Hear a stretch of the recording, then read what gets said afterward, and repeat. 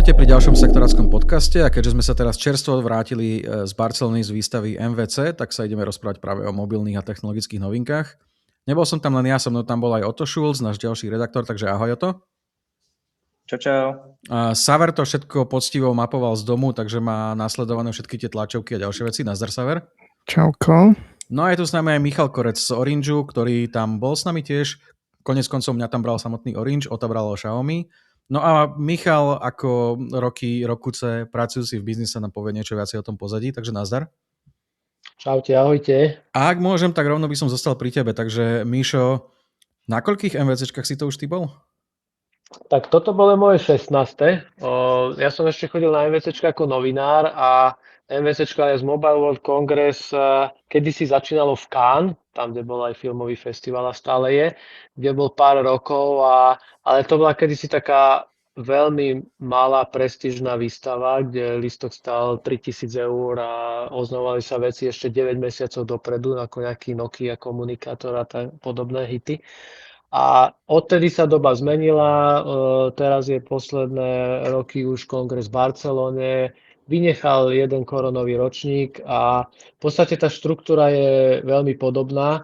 Má také aj preddni, potom hlavne biznisové dni, takže ja tomu vždy tak hovorím, že najprv je tá novinárska pasáž a potom je tá biznis pasáž. To možno aj sa k tomu dostaneme, že prečo už bývajú tlačovky sobotu, keď kongres začína až v pondelok. No tak poďme rovno na to. Aký zmysel má robiť vôbec MVC alebo takúto akciu, kde tí výstavatelia platia nehorázne peniaze, to sú desiatky, stovky tisíc za tie megalomanské stánky, však Huawei mal 3/4 haly alebo koľko. Keď tí veľkí hráči si to vlastne oznámia sami pár dní pred, možno aj v ten víkend, ako je MVCčko, tak prečo tam chodiť a prečo tam chodíte vy, prečo tam chodíme my a prečo tam chodia títo výstavatelia? No, ono s výnimkou Apple a sem tam nejakých ďalších operátorov alebo výrobcov, tam chodia, že všetci. To znamená, že to je priestor, kde sú úplne všetci, ktorých jednak združuje aj GSM asociácia a vôbec do toho biznisu patria, takže presne keby sme si aj tie haly tak virtuálne prešli, sú tam operátori, najväčšie skupiny ako Orange, Deutsche Telekom, Telefonica, Vodafone. Tam je to celkom tak natesno, že títo prví traja, Orange, DT, Telefonica sú vedľa seba a ešte štvrtý dopad je tam býva Samsung hale. Potom sú tam tí top výrobcovia ako Samsung, Honor, alebo Xiaomi, Lenovo, Motorola. A potom sú tam napríklad aj národné pavilóny. To je hala 4, kde napríklad španielský pavilón združuje 50 firiem a my sme s niektorými aj tam mali stretnutia, že sami by si asi nedovolili zafinancovať stánok, ale takto cez svoju asociáciu to ide. A ako si spomenul presne, sú tam napríklad poradenské firmy, PVCčko, Ernst & Young a napríklad gro haly 1 tvorí Huawei, ktorý že je ako keby že svet vo svete. No a čo sa týka toho časovania, tak áno, kongres je od pondelka do štvrtka, ale keďže už všetci chcú mať všetko hotové na mieste, tak vznikol taký úzus, že tak tie veci oznámime deň dopredu, väčšinou, že v nedeľu. A už potom, keď tá nedeľa je plná, že 5-6 tlačoviek a všetci to poznáme z novinárskych čias, vy najlepšie, že za 6 tlačoviek za deň je celkom dosť, tak už niektorí začali, tak nielen nedeľu, ale aj pondelok, útorok, alebo už sobotu. Takže tento rok bol fakt taký extrém, čo si ešte nepamätám, že Xiaomi skutočne začalo ten kongres už v sobotu o 2:00. A pokiaľ teda pominieme, že Samsung si svoju tlačovku robil v San Francisku 3 dní predtým, ale už potom na tom výstavisku má všetky novinky u seba a už keď chodia bežní alebo biznis návštevníci, tak všetko je už predstavené a každý sa toho chce dotknúť, otestovať. Niekedy bývajú pikošky, ako kedysi v lani S25 Edge alebo 2 roky predtým Galaxy Ring, že sú za sklom. Ale štandard je, že už keď výrobcovia prídu, tak tie mašiny sú funkčné a pripravené. A v týchto podcastoch sa vždy snažíme ponúknuť aj niečo viacej, okrem takýchto bežných nejakých pokecov. Tak skúsim z teba dostať, ty tam ideš za operátora veľkého slovenského, Čo tam ty dokážeš vydealovať, z čoho potom tu naťažíme my zákazníci a podobne? Ako ísť za operátora má výhodu, že si členom veľkej skupiny, v tomto prípade Orange, takže Orange je fakt, že jeden z veľkých hráčov. Duplon, keď je v Španielsku, to sa tak ešte cení, že keď máš nejaké zázemie v Španielsku, čo bol ten prípad pondelok o 11, keď prišiel španielský král na stánok, tak sa vypratala polovica haly, nabehla ochranka a on si pozeral jednotlivé technológie. Jeho najviac tak zaujali tie dróny a tzv. Že Smart Forest Guardian, že ako predchádzať požiarom, to už majú Španieli nasadené tiež kombináciou 5G, dronov a ďalších technológií. A keď tam je človek za operátora, tak je to niekedy taká, že vízia do budúcnosti, ale podobne ako napríklad na herných výstavách niečo vidíš 2-3 roky predtým, ako príde na trh, tak tu je to podobné, že výstavy fungujú v štýle, že máš tam buď už hotové veci, alebo nejaké dema alebo prototypy, ktoré možno do roka, do dvoch budú úplný štandard, možno si nájdu cestu iba na jeden trh. Takže ono je to, niekedy aj my donesieme niečo z vlastnej kuchyne, čo je príklad, čo sme v Lani nasadili na 130-150 staníc, vlastne také baterky, takú virtuálnu elektráreň, že máme. Takže to zase potom môže prezentovať skupina aj za tie céry. Takže ako byť súčasťou tých veľkých má svoje výhody, lebo potom aj ľahšie sa dohadujú meetingy a dostaneš sa k tým najväčším firmám. Otvára to dvere, ako keď tam človek príde ako návštevník, ktorý si kúpi ten tiket a chodí len medzi halami alebo počúva prednášky. Nepovedal si nám teraz nič, že za čo by sme museli platiť 500 000 za porušenie NDAčka, hej? Nie. A to, čo sme tam videli, tak je áno vo fáze, že ono to funguje aj tak, že operátori si niekedy šetria tie novinky práve na takéto kongresy. Klasicky zase taká analogia s tým herným svetom, že áno, všetci novinári sú na mieste, všetky firmy, okrem teda Apple, čo bola taká pikoška, že akurát počas kongresu Apple nasadzoval streamy a uvádzal nové produkty ako 17, nové iPady, nové Macy. Takže to bolo také pre mňa zaujímavé sledovať, že akurát v čase, keď sme v Barcelone, tak Apple si tento týždeň tak vymakol, ale celkom to koreluje s tým, že je to týždeň, kedy sa o tých mobilných technológiách veľa píše, pozornosť aj novinárov, aj čitateľov je tam, tak bola to taká šanca sa celkom na tom zviesť, aj keď tam vlastne priamo neboli. Dobre, preskočíme k ďalšiemu. Ty si tam bol s Xiaomi a teda predpokladám, že hlavne Xiaomi ti celý tvoj kalendár voľného času v rámci MVCčka vyťažilo, takže porozprávaj nám ty o Xiaomi, čo si videl, čo si nevidel, čo si mal v rukách. No tak by sme mali so Xiaomi samozrejme znova nejaký extenzívny program, ktorý bol vytvorený pre vás, a to či už od tých obedov alebo nejakých tých zážitkovejších vecí, ale tak oficiálne sme sa pozreli na predstavenie 17-kovej série, či už to bola teda základná Xiaomi 17 alebo 17 Ultra, a to bol vlastne nejaký 1,5 hodiny event v jednej veľmi peknej budove na kraji Barcelony. A odtiaľ sme sa vlastne dostali na MVCčko iba na deň, kde vlastne všetky produkty, ktoré sa predstavili na samotnom Xiaomi separátnom evente, to bolo následne ukázané aj na MVCčku. Okrem toho samozrejme partnerstvo s Leikou, ktoré sa deje už medzi Xiaomi a Leikou zo pár rokov, tak bolo najzaujímavejšia vec z toho, pretože tam vznikol napríklad Lights Phone priamo Leiky, ktorý je teda powered by Xiaomi software a ich technológiami. A okrem toho sme sa znova dozvedeli viac niečo o ich fantasticky nazvanom ekosystéme HumanCar a Home. Ale za mňa to bolo akože veľmi prínosné, aj keď ten event bol vlastne pol roka potom, čo tie telefóny sa už v Číne používajú, tak to bolo na lokálnom trhu vlastne pekne predstavené a ja som si to tak povedať užil.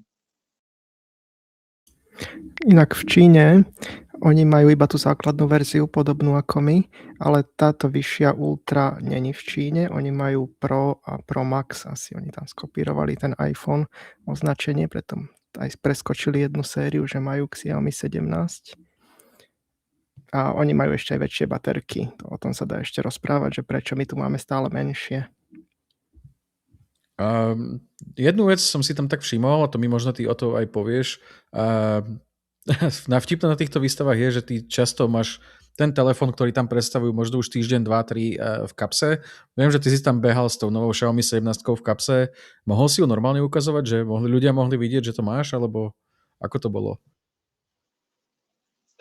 Tento aspekt so mnou nikto neriešil, priznám sa, takže ja som s tou 17 behal úplne bezproblémovo a vtipné bolo, že predtým, než ja som ju vôbec dostal týždeň, tak ešte predtým si ju server zrecenzoval a dostala sa ku mne vlastne na letisku tesne pred odchodom, ale ja by som povedal, že vlastne tým, že to kvantum ľudí, ktoré sa tam pohybuje, a aj všetok ten chaos okolo samotnej akcie, ktorý sa deje, že vlastne nikto by si ten telefón na konci dňa ani nemal priestor všimnúť, lebo každý tam beha s telefónmi vyťahnutými a jednoducho nezamyslíš sa nad tým.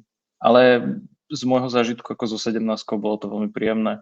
Podľa mňa foťaky vychytali úplne super a napriek tomu, že na začiatku som mal možno trošku neistotu z toho, jak sa s tým bude fotiť, tak nakoniec to dopadlo za mňa veľmi, veľmi príjemne a potom fotky vlastne všetky, ktoré boli aj na oficiálnych oznámeniach, aj fotky, ktoré sa objavia v ďalšom článku, budú práve z tej 17, takže to už môžu podľa mňa aj ľudia posúdiť, že či to bolo pekné a ako vlastne fotí v porovnaní aj s inými. Trochu škoda, že ti nedali ultru rovno na fotenie tam, ale myslím, že ju dostaneme na recenziu neskôr. Týka sa to hlavne toho, že viem, že však Saver, ty si mal Nothing 4a nový a ten majú redakcie, koľko sme ho mali, 2 týždne už? No minimálne tento, možno bolo aj dlhšie. Ale škoda, že sme nemali ten Pro, ten ohlásili až teraz, dneska, konkrétne keď to nahrávam. A ten vyzerá pekne, tam sa pohrali s dizajnom a trošku je aj vyšší výkon oproti tomu štandardu, čo mali minulý rok. No tak ale tam bola taká situácia, že vlastne tú 4 tam ľudia nemohli brať, aj keď ju už mali doma, lebo tá bola oficiálne teda predstavená až dnes teda toho 5. marca. A dobre, zbehnem ja teda na to, čo som tam teda ja videl, lebo ja som tam behal teda po viacerých stánkoch, okrem toho Orangeu, kde sme pozerali tie drony, satelity, technológie, takéto veci. Fakt veľmi dobré vychytávky. Tak som si musel ísť pozrieť aj všetky tie vlajky a podobné veci. Samsung Galaxy S26, nová vlajka, samozrejme super, ale mňa tam najviac zaujímal Trifold. Ten tu myslím, že nebol doteraz nejako u nás dostupný, alebo teda tu si ho tie redakcie prvý raz mohli ochytať. Michael, bude u nás? Nevieš, aká je tam situácia? Dostupný ako normálne v retaili? Ako tie trifoldy sú zatiaľ iba na tých domácich krajinách, takže zatiaľ ešte nie pre Európu, tak, ale podobná je situácia aj s Huawei a s ďalšími modelmi, že tam je ten rollout taký ako postupný, že nie je to úplne, že jeden deň 70 krajín, ale tí výrobcovia idú postupne. Ale ako telefón je to fenomenálne. Ten dizajn je tak neuveriteľne tenký, to má 3,9 mm, je to úžasné, krásne sa to drží, dobre to vyzerá. A keď si to rozrolujete, teda otvoríte to tak, ako sa to má otvoriť, tak máte veľmi pekný parádny displej s rýchlym displejom a farby, ako samozrejme AMOLED, dobré. A skvele sa to používa, ako ja som to mal nejakú chvíľu v rukách, prechádzal som si tam rôzne veci, paradička. Čo ma sklamalo, boli fotky, ktoré sú samozrejme dobré, ale keď máte predtým tú novú vlajku v rukách a sú tam tie funkcie, tie headlineové, ako je to uzamknutie horizontu a podobné veci a zistíte, že tuto nie je tam ani taký optický zoom, tak je to trošku, nechcem povedať, že sklamanie, nie je to sklamanie, ale trošku málo, alebo teda zaostáva to za tým, predsa len stojí toho výrazne viac ako tá vlajka a čakal by som tam aspoň to uzamknutie horizontu. To inak určite si pozrite naše video. Tak neuveriteľne dobrá stabilizácia obrazu vo videu, že môžete telefónom rotovať, ako si uzamknete ten horizont, tak bude uzamknutý. To je fakt, že paráda. No, poďme ďalej. No, či? Niečo, Saver? Tu sa Samsung prekonal tento rok, lebo rovno tam pridal aj privací displej, tiež novú funkciu, kde ti trošku tlmí to bočné nakúkávanie. A aj tento horizont, to sú dve zaujímavé funkcie, ktoré môžu osloviť viac zákazníkov. Mm, Okrem toho, čo som pozeral tie trendy tento rok, tak zatiaľ ide akurát tie väčšie batérie, čo Čína dáva, to akurát Xiaomi a Honor hlavne tlačia, aj keď stále menšie ako u nich doma. A rýchlejšie nabíjanie teraz myslím tiež ešte Samsung priniesol 60W na Ultru. Myslím, že minulý rok mal stále ešte iba 40 alebo 45. Dobre, ďalej som tam videl ten nový Fold od Honoru. A tam bolo rovno zaujímavé to, že prezentovali ho na tom, že aká je dobrá jeho vodotecnosť, takže ho rovno potápali. Ale ako tiež veľmi zaujímavý telefón. A vydrží ponorený pod vodou, môžete tam z neho aj čítať. taká chuťovečka. Máme z toho videá. A čo sme tam ešte videli? No veľa sme toho videli. Bolo tam dosť robotov, ale to si potom ešte neskôr asi o tom prejdeme, lebo tých robotov tam bolo fakt dosť. A z telefónov určite zaujali ďalej tie Nothingy. Tam nejaké veľké predstavenie nebolo, ako predsa len je to stále stredná trieda, ale Nothing, ako je svojská firma, tak robí aj svojské prezentácie, takže to bolo v takom vonkajšom kontajneri, kde bolo vlastne vnútri Candy Store, takže ak kto prišiel, tak si popozeral telefóny, dostal cukrovú vatu a cukrovinky. A hlavne boli prezentované nové farby ružová a modrá, kde vyzerajú perfektne. Ako konečne niekto zase chápe, že telefón nemá byť nudný, má byť zábavný, má ťa chytiť už len tým, ako vyzerá. Lebo fakt, že kedy ste sa naposledy nadchli z niečoho čisto strieborného alebo čierneho. Takže Nothing nie len, že dizajn je taký odvážnejší, ale už aj tie farby. Možno škoda, že nedali tú pastelovú žltú, ktorú majú tie slúchadlá ich nové, ale tuším aj to je limitka, ktorá sa nebude dať asi bežne kúpiť, ale len na Nothing stránke. Toto neberte úplne za slovo, nie som si istý, ale tak nejak to asi bude. Z telefónov určite musím vypichnúť zase nie úplne vlajkové lode, žiadne trhače asfaltu, ale TCL, čo je značka, ktorá je známa hlavne televízormi u nás, tak robí tiež mobily, nerobí ich málo a boli tam hneď niekoľko modelov.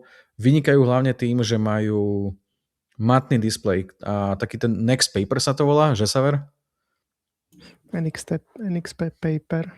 Aha. NXT Paper a teraz tento rok ho už skombinovali s AMOLEDom, takže už sú zase o generáciu vpredu a je to zaujímavé, len tie ich mobily sú stále len v tej nižšej kategórii ešte. Myslím, že nerobia nejaký high-end alebo ani vyššiu strednú triedu.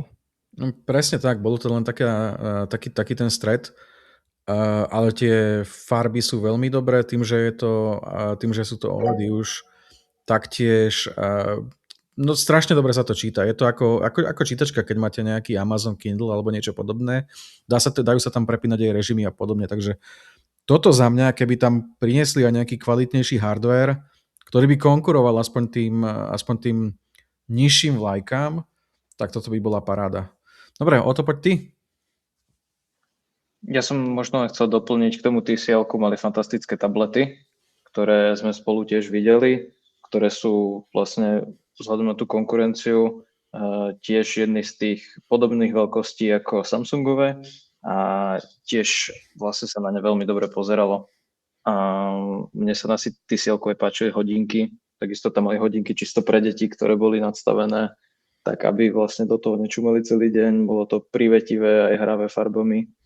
A čo sa týka nejakých ďalších vecí, tak možno môžem spomenúť tých robotov, kde sme videli fantastického robota oháňajúceho sa mečmi.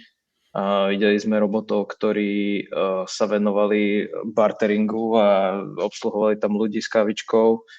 A vlastne všeobecne tej robotiky tam bolo viac, ale toho, čo tam bolo podľa mňa najviac cítiť tento rok z toho MVCčka, bolo stále to AI-ko, ktoré už teda v prvej hale tam veľmi výrazne bolo cítiť. Nejaké AI ekosystémy, spoliehanie sa na AI pri cloudových riešeniach, spoliehanie sa na AI pri rôznych editovaní fotografiách a aj v tom Huawei paradoxne, kde som mal teda veľmi vtipný zážitok s tým, že som sa snažil vyhrať nejaké z tých merčovidných vecí, ktoré sa tam rozdávali a na to bolo potrebné splniť viacero malých testíkov.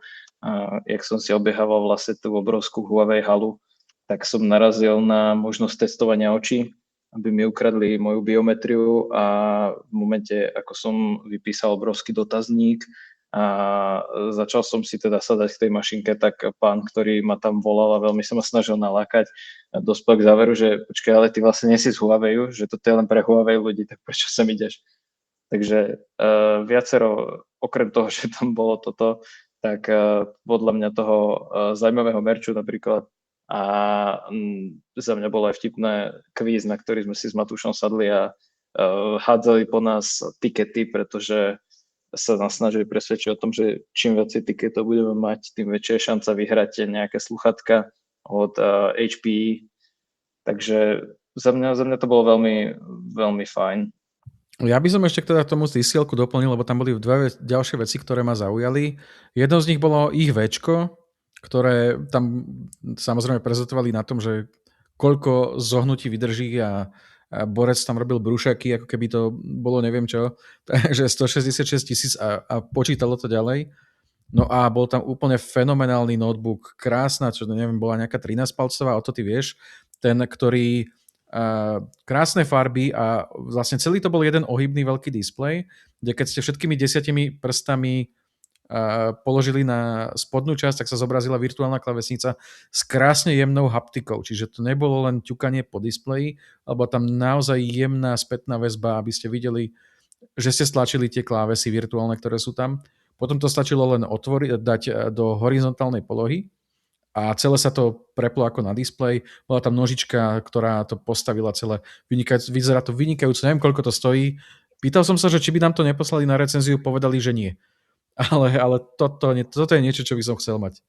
To je zase niečo, čo je na domácom trhu, ale no tá uhlopriečka je akože obrovská. No, tuším, že neviem, či nemá 18 palcov. Áno, 18 palcov. Presne tak. A hej, mne sa tiež veľmi páčil práve tento notebook, ale to, čo možno bolo zaujímavé, keď sme sa pozreli spolu ešte aj do Xiaomi stánku, tak tam bolo Vision Gran Turismo auto od Xiaomi, ktoré spomínali práve aj na tej prezentácii zatvorenej, na ktorú sme sa pozreli ešte predtým a vlastne niekoľkokrát citovaný line, ktorý sa objavil počas tej prezentácie, Sculpted by the Wind, že doslova vytesané pomocou vetra, takže to auto sme si tam mali možnosť pozrieť. Viem, že tam boli aj nejaké tours, možnosť pozrieť sa bližšie k nemu a pofotiť si ho aj zblízka, ale teda stále je to len nejaký modelkár. Ale pozeralo sa na neho vlastne veľmi príjemne. A takisto Xiaomi telefóny, ja si teda nepamätám, ktoré konkrétne označenie to je, či je to tiež nejaký 17-kový model, ale s displejom na zadnej strane, ktoré vlastne u nás doteraz tiež neboli, tak tie sa tam dali pozrieť.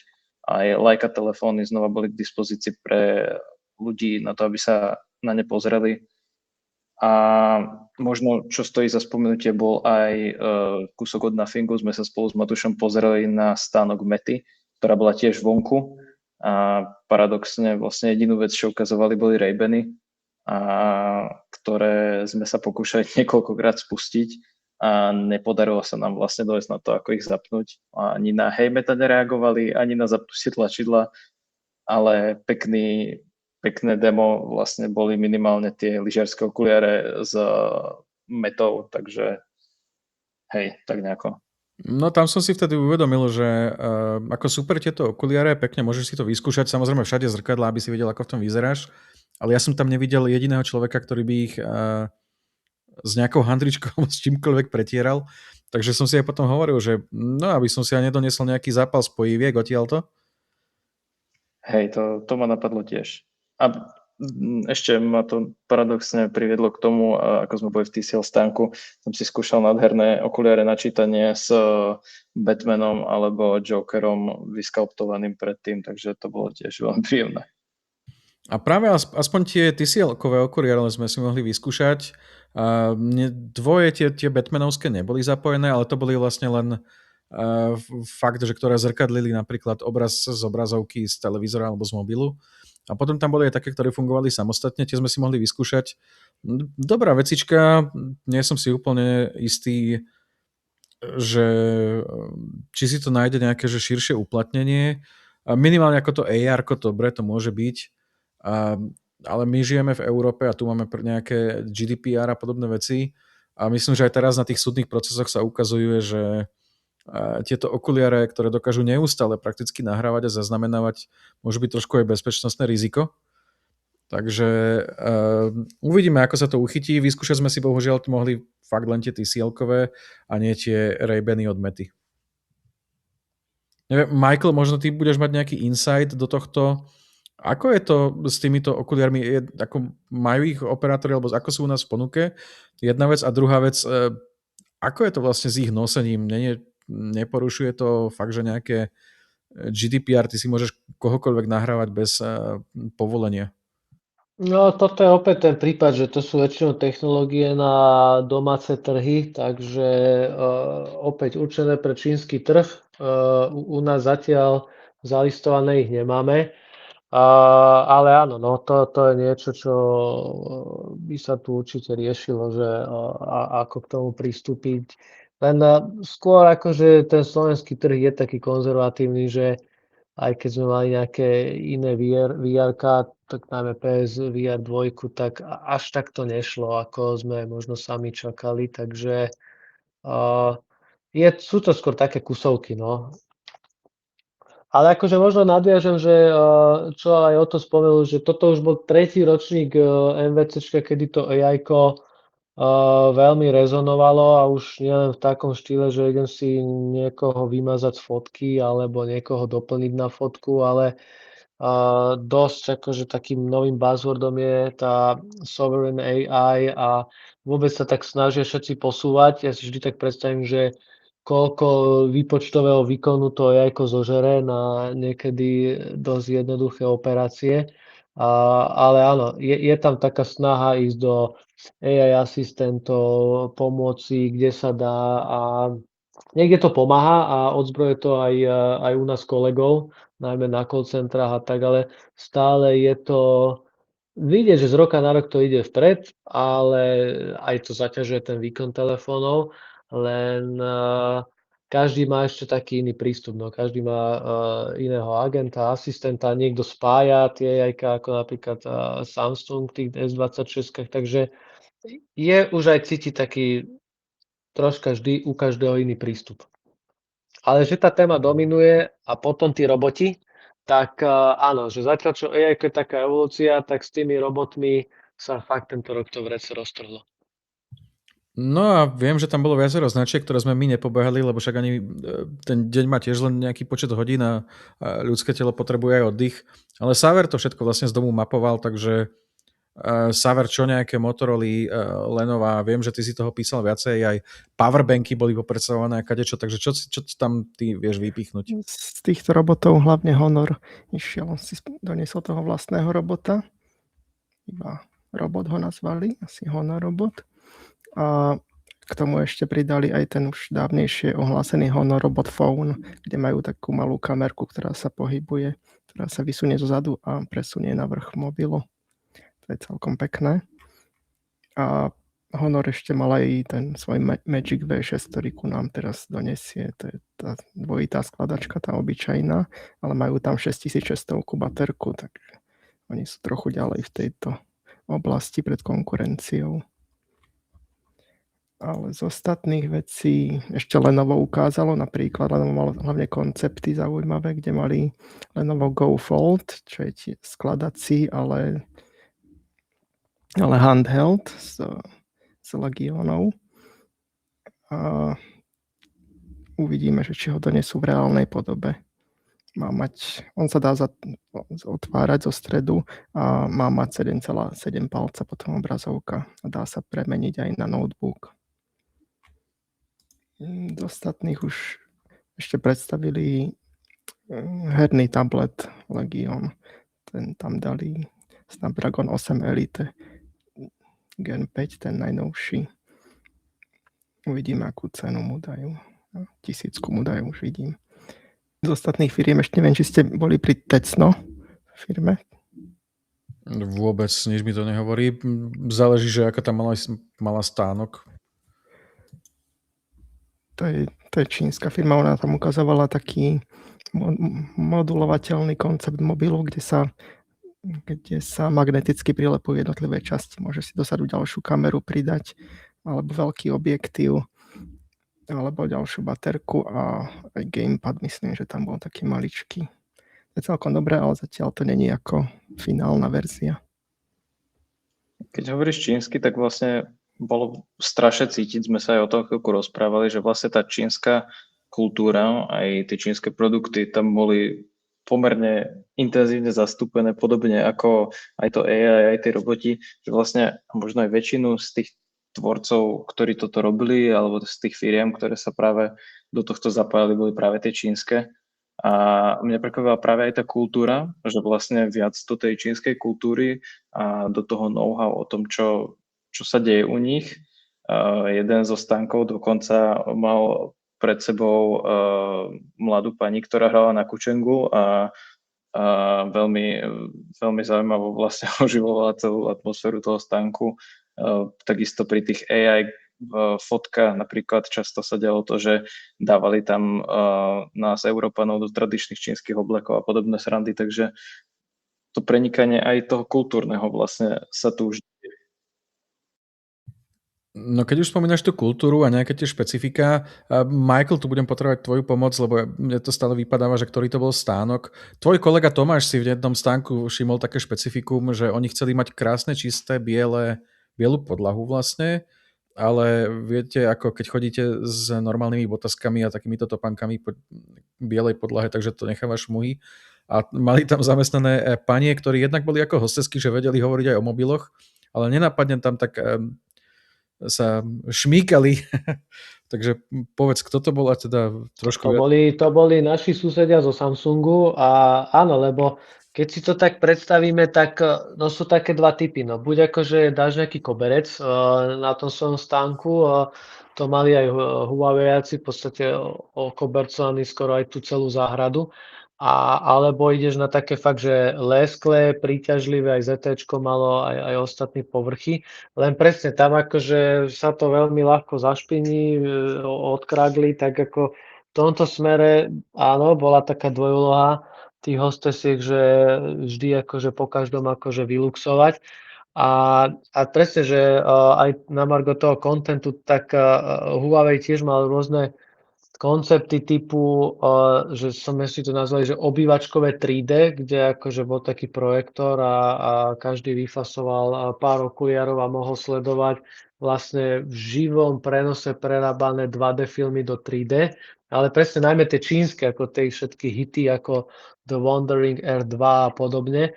Takže oni sa tak presne snažia aj cez túto kultúru a u nás to ešte tak možno nejako v Amerike, ale že majú už aj rôzne takéto obsahy, filmy a aj cez to oslovujú tých fanúšikov.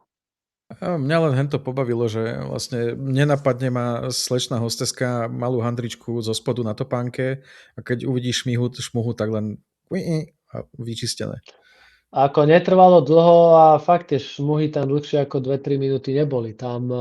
Ale toto je niečo, čo minimálne presne Samsung, ZT a títo veľkí majú veľmi dobre zmapovaný aj vlastne pohyb ľudí po tom stánku, aj často Samsungači tam potom povyťajú handričky, leštia displeje aj ďalší, tak áno, tam oni sú v tomto smere veľmi pedantní. No a ešte trošku budem potrebovať tvoju pomoc, lebo spomínaš to ZTčko, tam som bol pozrieť, veľa vecí malo a práve, že tam boli herné produkty. Jeden z tých asi málo stánkov, kde boli vyslovene, že jedna časť zameraná aj na gaming. Ako je to Nubia? Nubia je podznačka ZTčka, ešte pod tým je potom Red Magic, áno? Alebo ako to... Áno, no tak podobne aj Xiaomi, aj ZT, ďalší majú rôzne takéto subbrandy, takže áno, toto je taká ich herná vlajková loď, na ktorej presne pre nás troška aj herne založených, to bol taký jeden z mála kontaktov aj s tým herným svetom. Ja sám som prekvapený, že na tie hry sa neceli a viac, ale tak teraz je to dané tým, že toto AI-ko prevalcovala.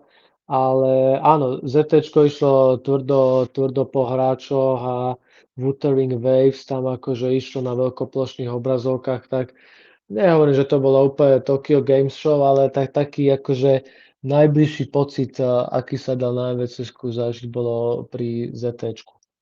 Tam som si pár tých vecí aj vyskúšal, ten ich, tuším, že to boli Red Magic 11, 11 Pro a Pro Plus.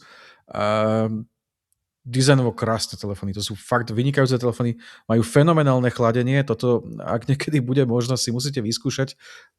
Ideálne, že ako funguje ten ich chladič, lebo tam bola taká demostanica s tým chladičom a naň ste priložili z druhej strany ruku a ono to bolo fakt ľadové, takže toto chladí ten vysoký výkon tých telefónov a on má aj, tuším, že selfie kameru má pod displejom, takže ju nie je vidno.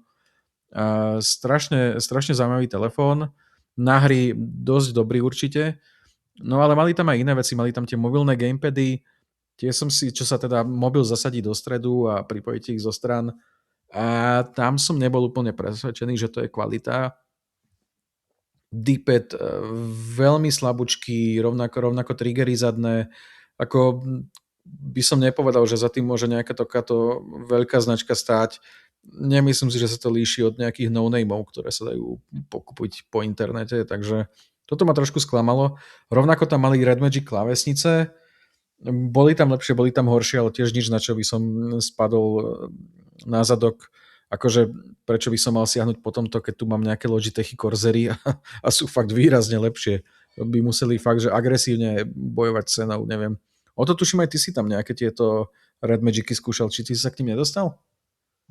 Ako ja som okolo toho stánku prešiel niekoľkokrát, práve tam vedľa Red Magicu sa nachádzal ten fantastický robot s mečmi, ale priznám sa, že fakt už som sa nedostal k tomu, ale veľmi to hralo presne tak, jak si spomínal, že tým dizajnovým jazykom, že krásne to vyzeralo, ale maximálne som si klávesnice ochytal a tam to skončilo. No a čo hovoríš, lebo mňa teda nepresvedčili tie klávesnice tým... neviem, čo za switche používali, myslím, že niektoré boli mechanické, niektoré iba membrany, ale aj tie mechanické ako nič moc. Hej, tiež som mal z toho taký dojem, že vlastne malo to taký viac cheap feel trošičku. Michael, ty si tam omakal niečo, či si len pozeral telefóny, ako tam bežia hry? Ja sa priznám, že viac telefóny a tuto presne, aj Sáro spomenul Tekno a týchto, že MVCčko je neuveriteľné v jednej veci, že my vždy vnímame tie veľké brandy a tie presne, a tu je taká skladačka, a tu je taká, ale fakt potom, keď návštevník zajde do tých ďalších hál, tak tam akože sú skladačky za 250-350 eur a človek len pozera, že čo všetko niektorí úplne malí výrobcovia, ktorí sa k tam nikdy nedostanú, ale že čo dokážu s akým konceptom prísť, alebo aj Huawei mal okrem fakt tých trifoldov a podobne aj taký ten svoj flip, ale že je skôr až taký štvorcový a keď sa otvorí je skôr taký štvorcový tablet, takže je vidieť, že nie je to ešte úplne všetko univerzálne a dajú sa tam nájsť aj také odlišné koncepty. Či prídu, to je otázne vždy, ale ono tieto výstavy vždy boli, aj toto MVCčko, aj kedysi CeBIT o tom, že niekedy sa tam vyslovene donieslo aj 20-30 prototypov a tá top 5, top 6, o ktorú bol najväčší záujem, tak to išlo smelo do výroby a ostatné buď išli iba na domáci trh, alebo ani nevyšli. No a možno nám práve ty budeš vedieť osvetliť toto, že dobre, príde tam niečo, ukáže sa to, zaujme to, ale prečo to zostáva, či už to iba na americkom alebo iba na čínskom trhu a nikdy to nepríde na tú druhú časť sveta. Ako z veľkej časti je to dané, že samotný výrobca si uvedomuje, že tých produktov je veľa a to kategorizovanie a každý sa snaží buď ide podľa ceny alebo cieľovej skupiny, že koľko ten trh utiahne a fakt potom, keď si predstavíme, že či je to aj u operátora alebo aj na tom open markete ako u predajcov elektroniky, že o tú pozornosť fakt súperí a desiatky zariadení len za jeden rok, lebo potom tu máme ešte tie, čo boli minulý rok a predminulý rok a predminulý.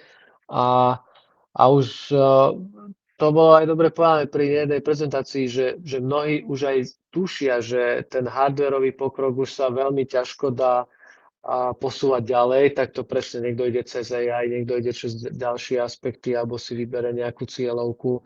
Takže fakt sme sa dostali do bodu, že ten životný cyklus používania sa predĺžuje, u niekoho je pomaly 36, 42, 48 mesiacov, čo sú 4 roky, že nepotrebuje úplne nový telefón a už to nie je len u tých Apple zákazníkov, ale aj na tých Android telefónoch, že môj tip je, že na tie S26 nepôjdu ľudia z S25, ale z S22, 3 možno, že sa úplne preskakuje ten životný cyklus. A no skrátka tých telefónov je veľa a každý treba pripraviť, marketingovať, nasadiť, keď nejde, tak rozmýšľať, že či ho presunúť na iný trh.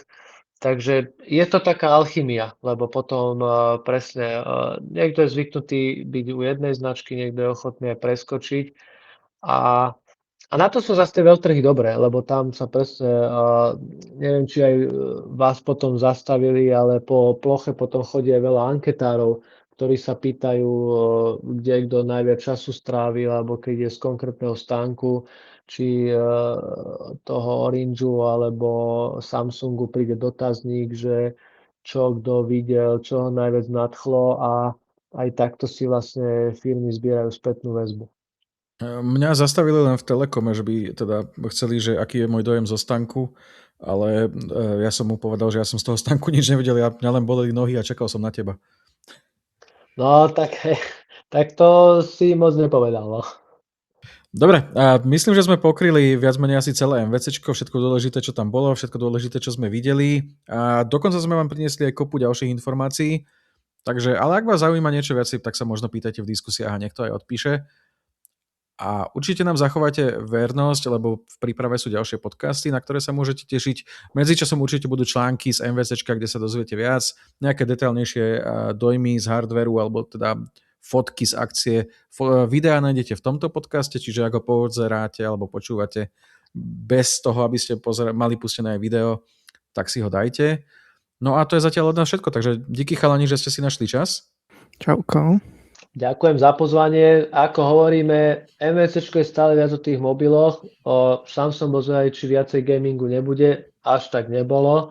Tak uvidíme, či o rok. Tiež ďakujem. Čau, čau. Vám ďakujem, že ste si pustili tento podcast a počujeme sa pri ďalšom. Čaute.